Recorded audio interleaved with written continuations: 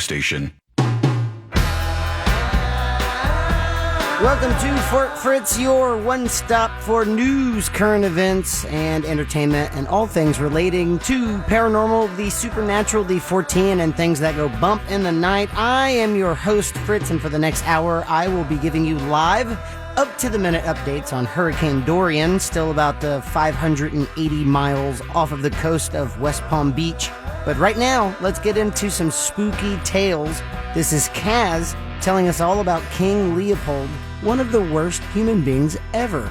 This is on the iHeartRadio app. Just search Fort Fritz Campfire Tales King Leopold.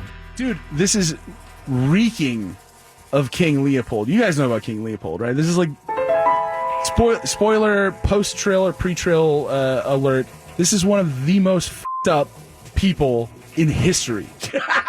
I like it. King Leopold II, surviving son of Leopold I and Louis of Orleans.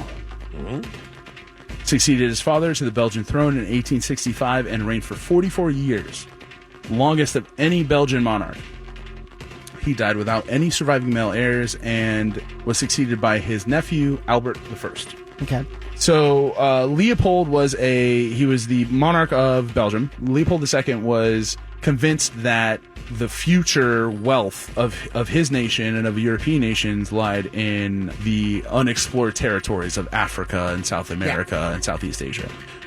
So basically, he was an originator of the colonialist attitude of basically exploiting these underdeveloped areas for their natural resources. And as such, he developed what he called the... So this guy was a slave trader and saw an untapped natural resource into just going into in the way country. that like most white people from that time with power were slave traders. He turned the slave trade on its head, essentially, in that he occupied a certain area in Africa and declared it his own science and games center, his own area to develop kind of the Congolese nation, as he put it. Oh no! It sounds really altruistic, right? The guy was ultimately responsible for roughly, scientists say, between 10 and 15 million deaths in the Congo. They say at least half of those were likely due to disease brought from European people to native Africans, and a number of diseases that came from that: sleeping sickness, maybe dysentery, smallpox, things like that. So a large swath of the native population of the Congo was essentially exterminated by this man and his zeal to expand his influence in Africa. Well, that would be like unintentional consequences, right? Like if he had... Well, so I guess the disease... Oopsie deaths.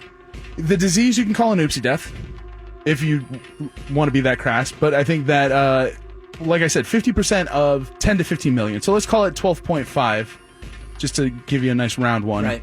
So 6.25 million people died of what? Yeah. Something else. Right. Apparently, the rubber trade kicked off at this point. Basically, the use for the sap from the rubber tree took off in industrialized nations, and the need for that sap exploded. So Leopold's solution to this was to essentially force the native Congolese people to extract the sap from these trees through forced labor. And to do this, he created the Force Publique, which was his own personal, essentially, security force that would go from town to town and enlist the aid of the village to extract the rubber from trees around the area. If they refused, the entire village was exterminated. And if they agreed, they were subject to extremely ludicrous yield expectations, right? So they were expected to produce way more than they were able to based on, what they had, the knowledge they had for getting the sap out of these trees. So this is his own, secret police force? Correct, yeah. Kind of like Ivan the Terribles? Disturbingly enough, some of these people were Europeans from Belgium, military officers. The majority were, in fact, recruited locally from the villages and were forced to essentially inform on and enforce these rules on their neighbors and their people. Snitches.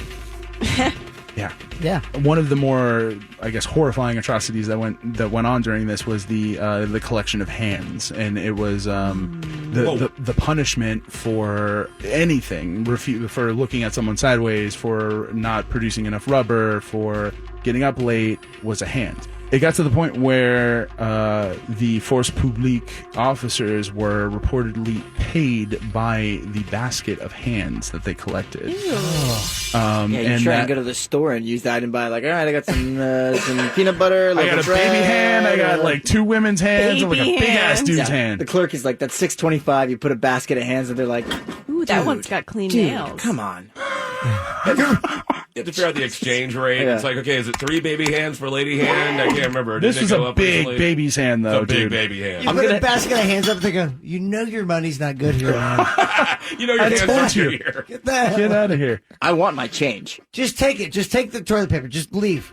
Often the hands were collected from corpses because the force publique officers would often find that death was the correct punishment for whatever the offense was, and they were made to account for each bullet that they spent with a pair of hands to show for the kill that they made with that.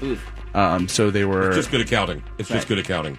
So one of the more disturbing things that I read was a quote from a Catholic priest who spoke with a man named Swambe, Good guy. who was under the purview of a man named Leon Fieves, who sounds Spanishy, but probably European, probably not African. And this man controlled a certain point of land around a certain river. But Swambe had to say about this man. All blacks saw this man as the devil of the equator. From all of the bodies killed in the field, you had to cut off the hands. He wanted to see the number of hands cut off by each soldier, who had to bring them in baskets.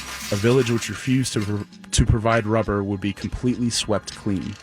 As a young man, I saw Fieves' soldier, Molili, then guarding the village of Boyeca, take a net, put 10 arrested natives in it, attach big stones to the net, and make it tumble into the river.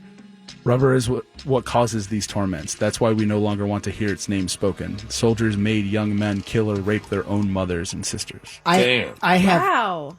absolutely 100% have heard about this. This is in the midst of a war that's about to happen, right? This is during what they're calling the red rubber trade. Yes, and which then was it's going to be a lot worse than this. So, right. I mean, this is the sort of initial colonialization of Africa, and this is where people were like, well, then France jumped in, well, like, we're not going to let Belgium have all the fun, and they, it expanded from there. So there was basically, like I said, all told, the quote-unquote Congo Free State, as King Leopold II dubbed it, was responsible for roughly, scientists say, between 10 and 15 million deaths. Which, again, like, reading this is mind-bogglingly just, like, chilling. This dude, him, and whoever was associated with him. In addition to the reports that were coming out from people who were visiting and people who had witnessed essentially the hell that was the Congolese Free State, in the early 20th century, the Belgian government essentially stepped in and seized this as they recognized that this was getting out of hand and was going to look bad in the press. So the government seized this land from King Leopold and put it under the Belgian Civil Conference. And that eventually led to the Congo's essentially emancipation and their real quote-unquote free state. So yeah, don't keep on going with the Science Center and the trying to recruit local native people, because you're throwing your lot in with an extremely, extremely bad head from history named King Leopold II of Belgium. You are listening to Real Radio 104.1. Welcome back to Fort Fritz. Fritz here, giving you some Hurricane Dorian news as it breaks just a couple of minutes ago. Reporting by CNN, Broward County School Districts cancels all weekend activities to repurpose the schools into evacuation shelters should the need arise. I think that's going to be happening more and more as we head into the weekend. Right now, Mandaddy's story of Zozo the Clown, a real-life killer clown story. Frank Zozaby, check it out on the iHeartRadio app. Just search Fort Fritz Campfire Tales. The fact of the matter is you imagine the concept of a ghost clown? Oh, my God. Oh, God. You couldn't fight it. Right? You couldn't fight it. Or effectively run away from it. It just seems like it would be... You'd just be terrified. I mean, because clowns already are just like, this is not right, and now it's a clown from the grave. All right. Not right at all. Explain. In December of 2002, in Liverpool, England, two boys, aged 10 and 13, were sleeping in their bedroom as their parents slept down the hall. At around 3 a.m., they were awoken by a sound. The sound of laughter. All right. The boys said it sounded like it was echoing, as if the laughter was coming from a cave. Ooh, that's spooky. Growing louder and louder. Yeah, that is. All right. That's pretty creepy. Fair enough. The older boy rubbed his eyes and looked for the source of the sound. There he saw, standing in front of their door, blocking their way out, a transparent figure. It wore a cone-shaped hat, a white ruffled collar, and a red-colored one-piece suit. Its face was plastered with grotesque clown makeup, with the long, crooked, red nose, and black empty circles where his eyes should be. Ooh. Oh, man. This is a gnarly clown. The young boy... Yeah, but it seems Gnarly like... Clown, great band, by the way. Gnarly Clown. Open for them in Tallahassee. Really?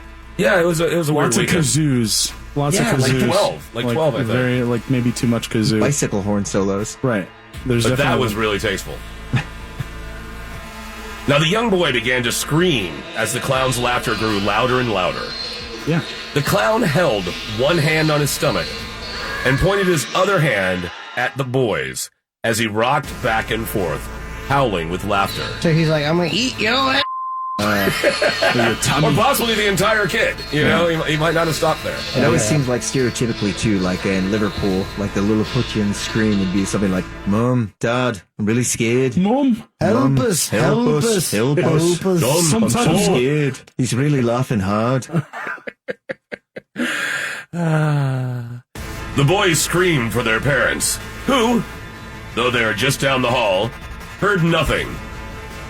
The boys reported that there was a sickly, sweet smell in the air, and a green glow filled the room. The boys continued to yell for their parents as the clown's echoing laughter came to a crescendo, and then quickly stopped. The clown's face became deadly serious as he turned over his outstretched hand and curled his finger, beckoning the boys to approach. Finally, the boys grasped each other's hand and tried to run around the clown to get to the door. Wait, Jukes. what? They tried to, like, Red Rover him? And knock him over? No, he tried to go around him because the one held the younger one's hand. Oh, I right. see, You I want to, see. yeah. That's just more like a Just, protective. come on. Buddy system, dude. I just thought you meant they were Ghost trying to, like, Clown. do a double, like a WWE, Like they lock hands and double go off the lariat rope? on Ghost Clown, like, Double we've got lariat, this yes. Nigel, of course we do, Tom. That's sick. Double lariat. Finally, the boys grasped each other's hand and tried to run around the clown to get out the door. The clown reached out to grab the boys, but just missed as he screamed out an unintelligible word as they passed. The youngest boy says he felt a furry button on the clown's suit brush against his face as he passed. Damn, that was close. The boys ran into their parents' room, tears streaming down their faces. They told their parents what had happened, and they went to investigate. Of course, the room was completely empty. I don't like this. But the thick, sickly sweet smell was still hanging in the air. What is sickly sweet? Like, Just where it's just so like imagine drinking a ton of flat Mountain Dew, and just so much sugary. Or and just, I would imagine, like... I was gonna try to imagine a smell so sweet that it would be gross, and I like couldn't. maybe But that apple does make cider sense. vinegar or something like that. Well, also, like, working on a car when it's, like, super hot and you smell the coolant, and the coolant is super sweet, but when it starts It's tasty, burning, too. Like, you're like, it's that kind of, like, that hard Too work much? of, like, Okay. metal and All right. sweet. It's, like, doesn't match. Perfect. because I use that term a few more times coming up, so I'm glad we established Perfect. a baseline. That acrid... Perfect. Acrid, Yeah, nice, there you go. acrid. I could put that, but I'm totally not going to. Now, a few weeks later, a family member passed away, and the family attended the wake. Upon approaching the body as it laid in state, the family experienced something familiar. The smell. The sickly, sweet smell. They then discovered the source of the smell. Embalming fluid. Oh. The embalming fluid had the same, they all recognized it immediately, that's the smell that was in the room. Formaldehyde or something like that. That's weird. Oh my God. Now, the family began to research the history of the house, and they found that in the early 1900s, in the house lived Fred Zozaby, also known as Zozaby the Clown. How do you spell that? Zozzaby. Scary clown. Scary clown. Hell no! It rhymed. I like it. It rhymed. Now the Czech word Zozaby with an E, Zozabe, means nose. And even though Fred already had quite a prominent one, he would accentuate it with putty and red makeup. He worked at a theater known as the Floral Pavilion, but was never very successful. Why is that? They say his routine was old, hackneyed, and lacked any real spark of imagination. Because of this, he struggled with depression, which is actually quite common with clowns. Did he dabble in the vaudeville routine? Was he more of a... No, that's the problem, is that he was not, because this is, pre-vaudeville, but he was more of doing the Commedia dell'arte sort of thing, and sort of the classic mime thing when people were like, okay, we've all moved on. Okay, we've all moved on. Smash a watermelon with a hammer or get... No, that's light years. That's light years that's funnier. So far evolved. Granddad, is it just me, or am I hearing a lot of mime hate? Because we're humans, and all humans hate mimes. I mean, mimes are, let's face it, they're not human. There's no... Have you ever heard a mime tell you that he's human? I actually heard a really great mime joke. Do you want to hear it? Yeah.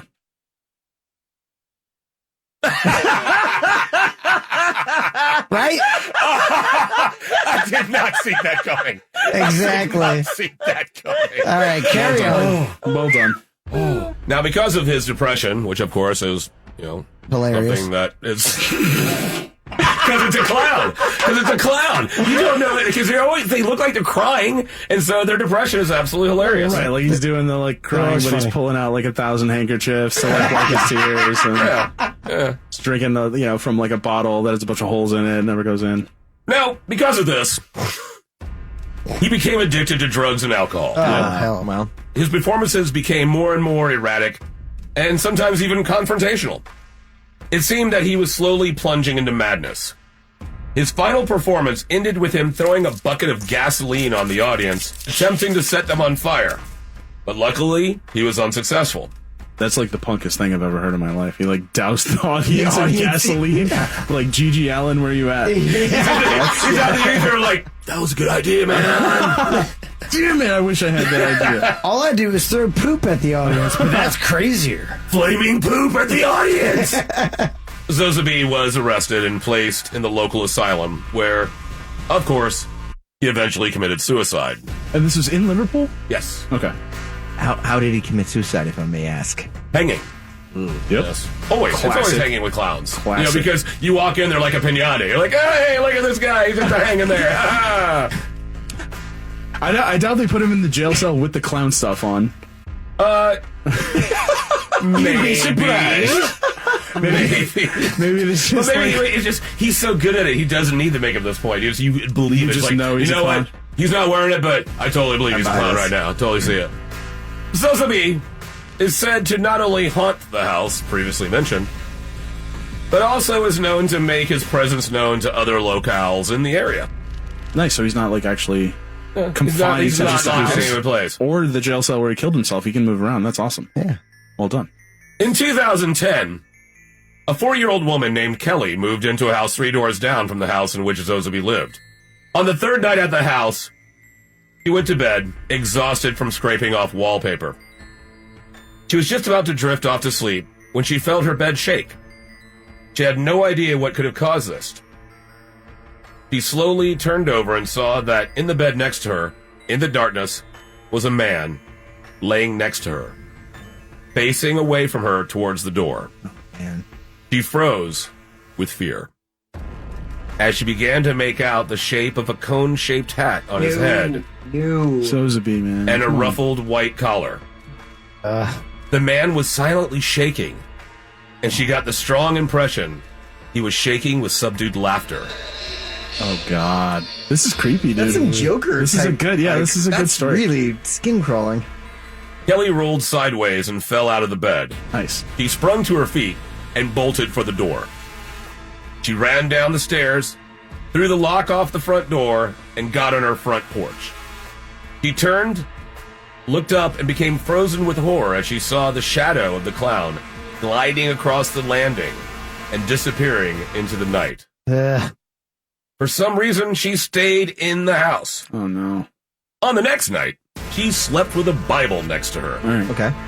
She awoke around 4 a.m. because she smelled something. God, the Something fish in the microwave she forgot sweet. to get out. And overpowering. That's fish in the microwave. Kelly was the worst coworker to ever be. Now she opened up the windows to keep from being overwhelmed by the scent.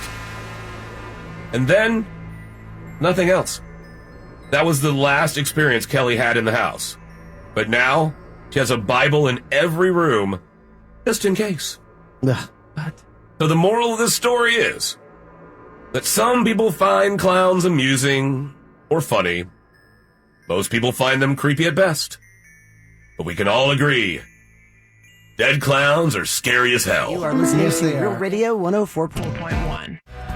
Welcome back to Fort Fritz. Thanks for all of the texters texting in. Matt Pullman, thank you. I see you out there. Thanks for listening. CNN now reporting Dorian will probably become a Category 4 hurricane, which is awful, awful news. But here's some good news. Let's stay spooky. Here's my first story ever, The Oracle of Delphi. I'm a big Greek mythology nerd. I've released a couple albums called Greek Mythologist, all about the gods and goddesses. Just download that iHeartRadio app and search Fort Fritz Campfire Tales. Haven't you guys ever heard of the Oracle of Delphi? No. Or the Oracle of Delphi. Well, thank you for saying, because it's also known as Delphi or Delphi. You say Delphi and I say Delphi. The Oracle of Delphi in ancient Greece culture has a very rich and nuanced story. For instance, Zeus, how he became a god, it's been told over the centuries from many different perspectives. But the end-all be-all is that as Zeus was born, his father, Kronos, ate him. As were his, brothers and sisters, including Demeter, Hestia, Hera, Hades, Poseidon. They were all eaten. They get eaten by their daddy. He got eaten by their daddy. Kronos was like, he was a gerbil, and he ate all of his kids. He was, imagine a god gerbil. God, Thank you. gerbil. That's And all imagine, I do. So Rhea, who was Zeus's mother, saw that he was eating all of the children, wrapped up a stone after Zeus was born, hid him in a cave on the island of Crete, gave the stone as a waddling child to Kronos. Kronos ate it. The stone, as he did before, the stone broke open his stomach and all of the gods and goddesses came out. It's like the first Then- pet rock. Yeah, exactly. So then He ate his pet? Who doesn't? that stone fell to earth and they didn't know where. So Zeus, years later, decided to send 2 eagles off from the, opposite parts of the globe, and then wherever they intersected would be our new home.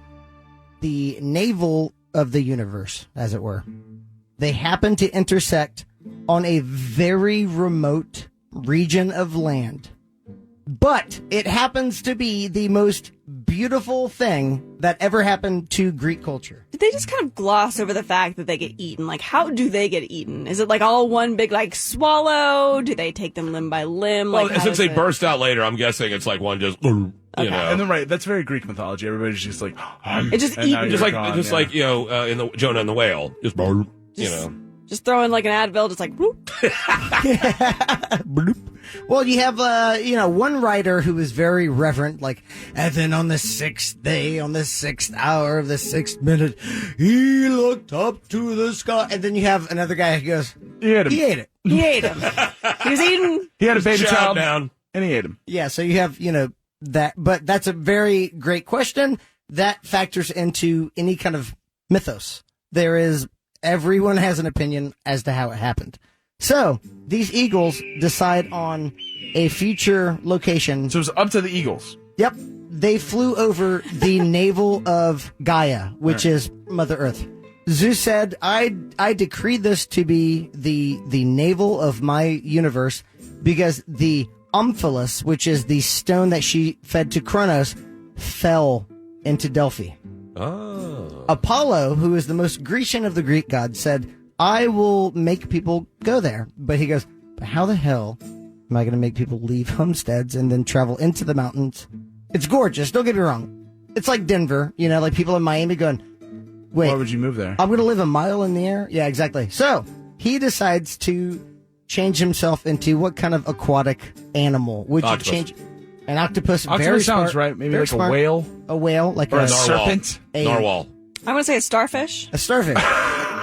All great answers. Apollo the god personified himself as a dolphin.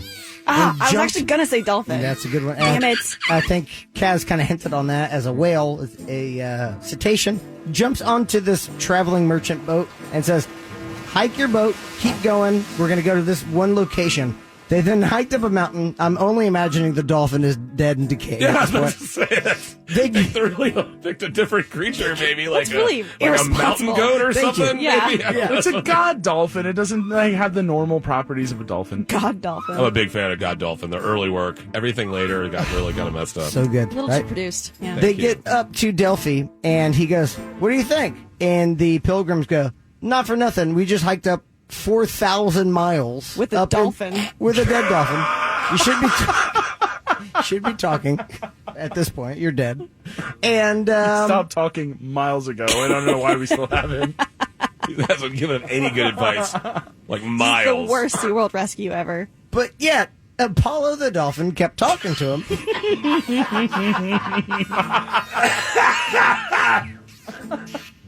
And he goes, I hear you. Traveling merchants who decided to follow a telepathic dolphin up the mountain. That takes courage. Absolutely. That's However- not the word I Conviction. was thinking, but sure. Faith. If you were to set up shop right now, you've already convinced the god Apollo, and then he transformed himself. You've already convinced the god Apollo that you are willing to listen to your inner heart. So they decided, just this one little band, to set up shop. Delphi became the hub of ancient Greek culture. When you see pictures of sheer mountaintops, and you see that old amphitheater that I'm sure everyone here has seen, that is Delphi. It's high up in the mountains, and for millennia, people have been leaving gifts from all over ancient Greek and even Ethiopian culture. He showed me a picture of it earlier. It is okay. It is Close your eyes and think about the next thing I say. Ancient Greece. Yeah. That's it. Delphi Yep, right there it there. is. There it is. That Oh my was God. I it. see Nailed it. Yep. So Columns, some of them broken. Boom. Apollo now had to sell it a little bit more. He said, if you trust in me, this location will be the location. And they go, okay. And then they started this international hub, like literally different multinational currencies and cultures interacted with this hub. That was just beautiful. Think like going to Manhattan for the first time, you see these skyscrapers. Going to San Francisco, the hills, like those steep hills, the trolley cars. They went to Delphi and they got it. Some guy walks up and it's just like, damn, this is a beautiful This city. is gorgeous. Some dude's like, you know what? Dolphin told us about it.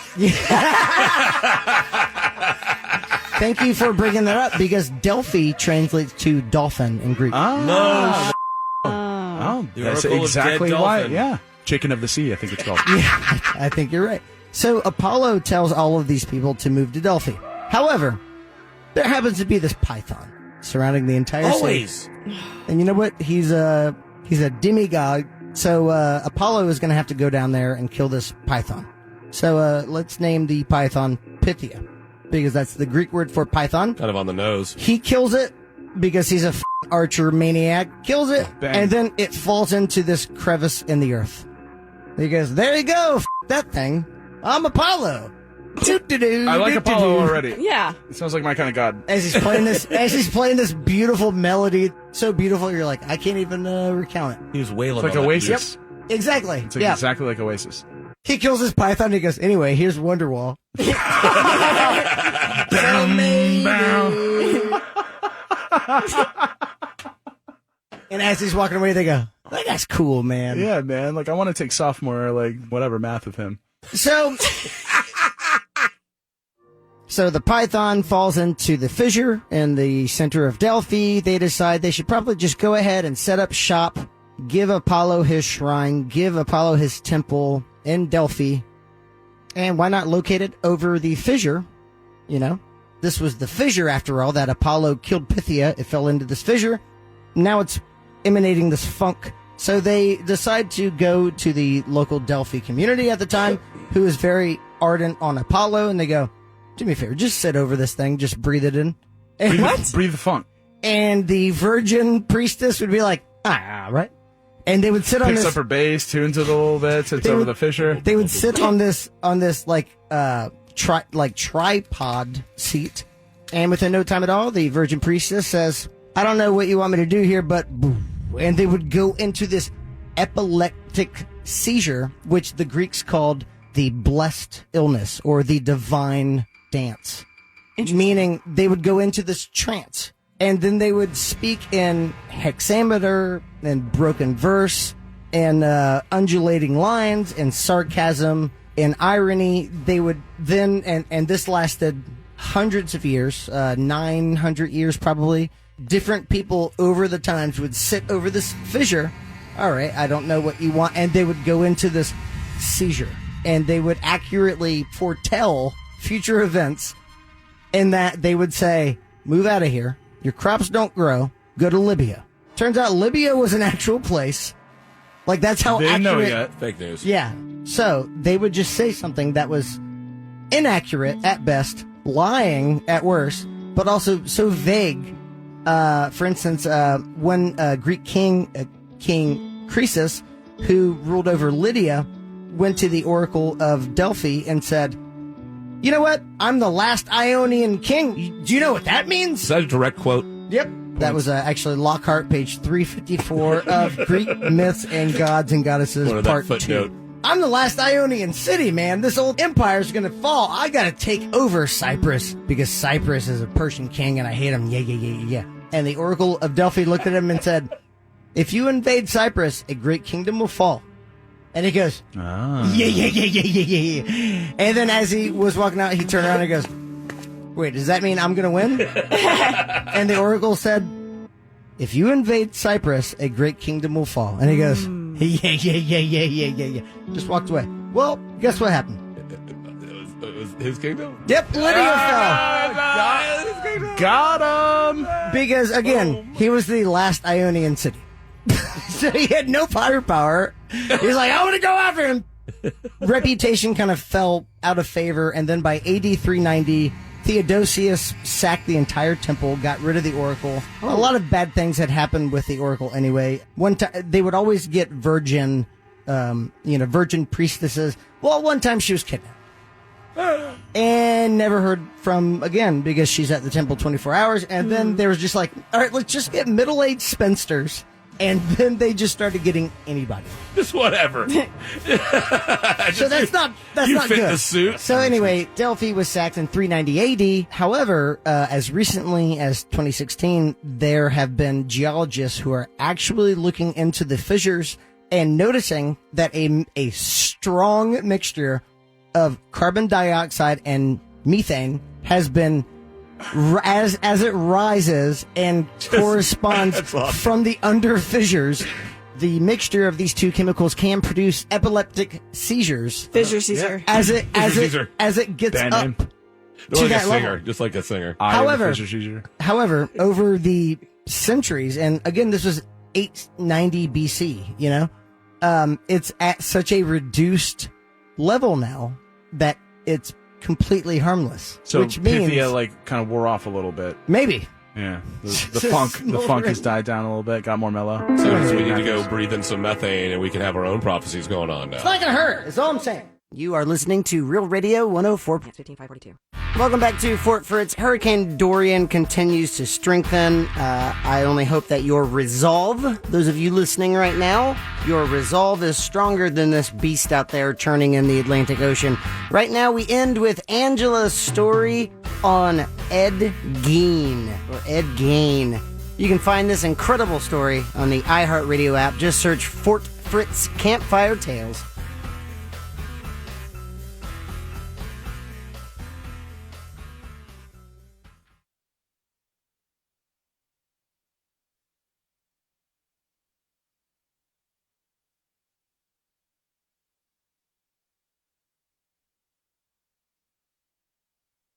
Have you ever heard of the Butcher of Plainfield? No, I have not. Yeah, that sounds really cool, though. Edward Theodore Gain was born August 27th, 1906, in La Crosse County, Wisconsin. He grew up isolated on a 155-acre farm with his alcoholic father, George, controlling mother, Augusta, and his brother, Henry.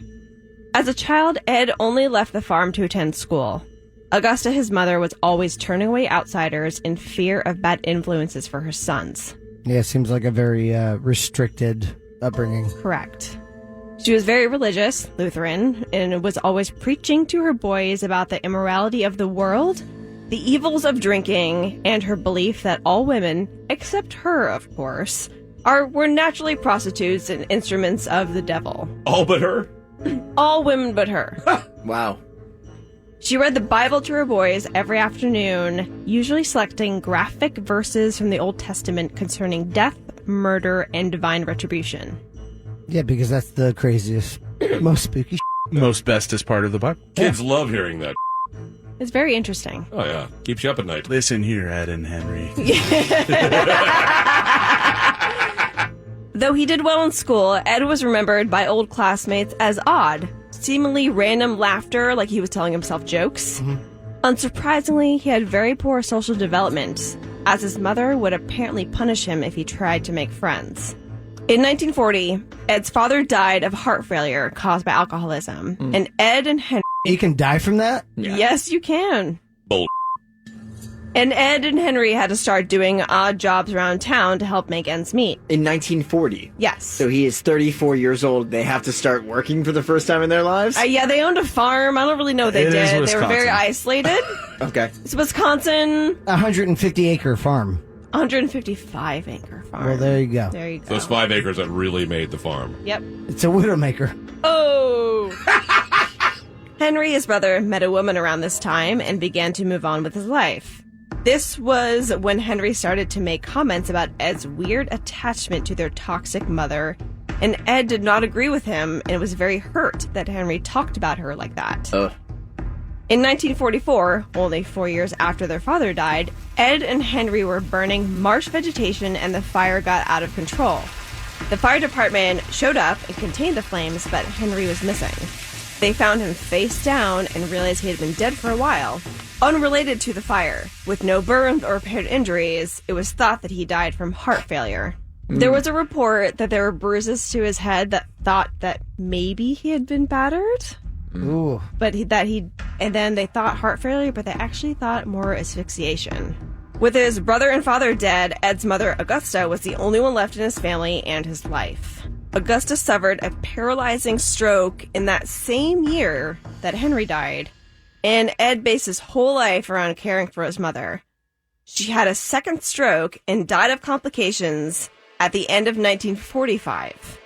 So from 1940 to 1945, this guy lost his dad, his brother, and his mother. Damn. So, no social skills, taught to hate women Ed, lost his entire immediate family. Ed had inherited this farm and continued to earn money from odd jobs and babysitting. Which Really? is super strange. Right. It was said that he boarded up the rooms used by his mother. So upstairs, the downstairs parlor, and the living room. These rooms remained pristine while the rest of the rooms in the house became filthy. He lived in a room off of the kitchen, reading books about cannibalism and Nazism. So Jesus. this is right. So his mother died like right at the end of World War II. Right. So he's reading books about cannibalism and Nazism. Kicking back. Just kicking back. Crazy. He received a farm subsidy from the federal government in 1951 and would occasionally work for the local municipal road crew and crop threshing crews in the area. On the morning of November 16th, 1957, Bernice Warden went missing from her hardware store in Plainfield. The cash register was gone, and there was a trail of blood leading out of the back. A witness had seen the store truck being driven away that morning around 9:30 in the morning. The store was closed that day, so it was suspected that something had happened the night before. Bernice Worden's son, who happened to be Deputy Sheriff Frank Worden, told investigators that Ed Gein had been in the store the night before. This is based on receipts. Ed was arrested at a grocery store, and authorities went to Ed's farm to search his property. When they walked into a shed on his property, they found Bernice Worden's corpse. Oh my God. She had been decapitated. Her headless body hung upside down by means of ropes at her wrists and a crossbar at her ankles. So someone who kind of like knew anatomy or some kind of... Well, it was also around deer hunting season. And this is Wisconsin, so I'm sure everybody knew how to hang up an animal. And dress it, as it were. Yes, exactly. Most horribly, the body's trunk was empty. The ribcage split and the body dressed out like that of a deer. These mutilations had been performed post-mortem, which is after death. She had been shot at close range with a .22 caliber rifle. Upon further searching the house, they found even more disturbing sights. Sights so disturbing that gave him the name the Butcher of Plainfield. Just like mismatching carpets. And He had really terrible interior design skills. It was awful feng shui. This is just a list of things that they found in this guy's house. Whole human bones and fragments. A wastebasket made of human skin. Oh. Human skin covering several chair seats. like upholstered. with human skin. Skulls on his bedposts. Female skulls, some with tops that were sawn off. Bowls made from human skulls. That he would actually eat out of, correct? Cereal. Oh Yeah, my God. cereal. Lucky Charms just right out of his skull. Did the police find a human skull that had cereal in it still? I don't know. It depends on how, fastidious he was. Right. I don't know if he did the dishes all the time. I'm guessing He not. was a very good roommate, very clean. Yeah. They Except for found one bowl. That's my pasta skull. That's my cereal skull. Don't get it mixed up. Insta skull. A corset made from a female torso, skin from shoulders to waist. Like an actual human. Leggings made from human leg skin. Masks made from the skin of female heads. He had a full body suit. People suit. People suit. Mary Hogan's, I'll go over her in a second. Mary Hogan's skull in a box. Mary Hogan's face mask in a paper bag. Bernice Worden's, this is the woman that they were looking for, entire head in a burlap sack. Bernice Worden's heart in a plastic bag in front of his potbelly stove. 9 vulvae in a shoebox. Vulvae. I never knew there A young girl's dress, a belt made from female human nipples. That's one thing I have heard about. That's so metal. Jesus. I wouldn't say that. I would say Like Norwegian really, black metal. Yeah. Really messed up, but also metal, yeah. 4 noses. This is like the worst version of the 12 Days of Christmas ever.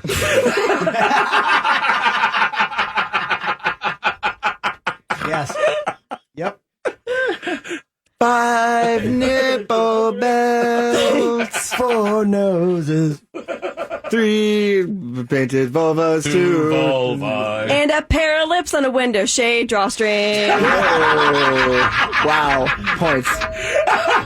Is that for real? Yep. Wow. That's She perfect. shoots, she scores. Wow. That is amazing. And a lampshade made from the skin of a human face. And fingernails from female fingers. Let it be known that this guy only killed 2 people. When questioned, Ed told investigators that between 1947 and 1952, so his mother died in 1945. Right. So about 2 years later, he was like, let me go crazy. College years.